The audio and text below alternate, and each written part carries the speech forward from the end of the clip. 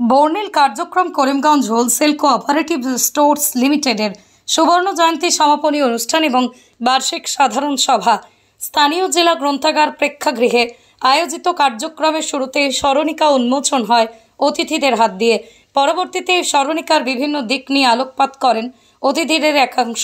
এছাড়াও সম্পাদকের প্রতিবেদন, বিগত সাধারণ সভার কার্যবিবরণী পাঠ, অনুমোদন চলতি বছরের জন্য কর্ম পরিকল্পনা, আয় ব্যয়ের খসড়া, বাজেট অনুমোদন, ঊর্ধ্বতম ঋণ গ্রহণের সীমা নির্ধারণ ইত্যাদি বাধা বিপত্তি কাটিয়ে হোলসেল কোঅপারেটিভ স্টোর্স আজ বিশেষ জায়গায় পৌঁছতে সক্ষম হয়েছে। তার জন্যই বর্তমান সহচরী চেয়ারম্যান সুব্রত দেবের অত্যাধিক প্রশংসা করেন বেশিরভাগ ব্যক্তিত্বরা। ব্যবসায়িক প্রতিষ্ঠান এগিয়ে নিয়ে যেতে করিমগঞ্জবাসী যেভাবে সহযোগিতার হাত বাড়িয়ে দেন, আগামী দিনে সবার সহযোগিতা কামনা করেন প্রতিষ্ঠানের চেয়ারম্যান সুব্রত বাবু। ইংরাজির 10 মে আমাদের 50তম প্রতিষ্ঠা দিবস পালন করি।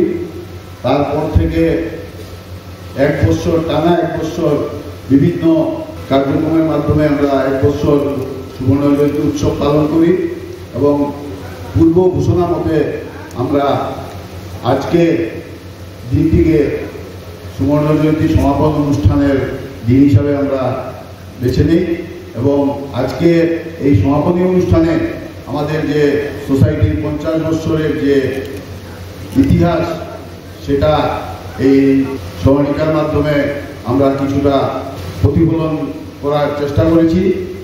আমাদের সমিতি কিভাবে সৃষ্টি হয়েছে, কারা কারা সৃষ্টি করেছেন, কিভাবে এতদিন চলছে, বর্তমানে কিভাবে চলছে, সেই কথাগুলো আমরা এই স্মরণিকাতে উল্লেখ করেছি।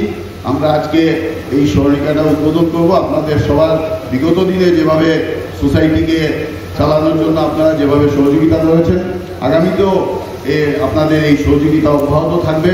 সোসাইটি আসামের মধ্যে যেভাবে একটা খ্যাতি অর্জন করেছে, আগামী দিনে সেই খ্যাতি বজায় রাখতে সক্ষম হবে এবং সোসাইটি বিগত 2011 এপ্রিলে আমি দায়িত্ব নিয়েছিলাম।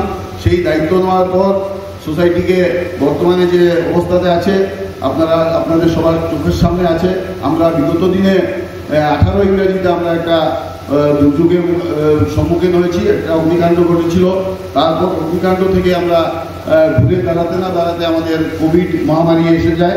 কোভিড মহামারীতে আমি দেখেছি যে অগ্নিকাণ্ডতে যে ক্ষতি হয়েছে তার থেকেও বেশি ক্ষতি আমাদের কোভিড মহামারীতে হয়েছে। তারপরও আপনাদের সবার ভালোবাসার জন্য এই সোসাইটি আজকের দিনেও করিমগঞ্জ জেলাতে মাথা উঁচু করে আছে। আমি সবাইকে এই সোসাইটিকে সাহায্য সহযোগিতা করার জন্য আপনারা যেভাবে এটাকে সাহায্য সহযোগিতা করছেন তার জন্য আমি আপনাদের কাছে কৃতজ্ঞ। আমরা সোসাইটি চালাতে গেলে অনেক ভুলভ্রান্তি হয়। আপনারা যদি কোনো ভুলভ্রান্তি আপনাদের চোখে পড়ে আমাদেরকে সেটা স্মরণ করিয়ে দেবেন। আমরা চেষ্টা করব সেগুলো সংশোধন করার এবং আগামী দিনেও আপনাদের সাহায্য সহযোগিতা নিয়ে এই সোসাইটিকে আসামের মধ্যে শ্রেষ্ঠ সোসাইটি হিসাবে উপস্থাপিত করব, এই আশ্বাস আপনাদের সামনে আমি দিচ্ছি।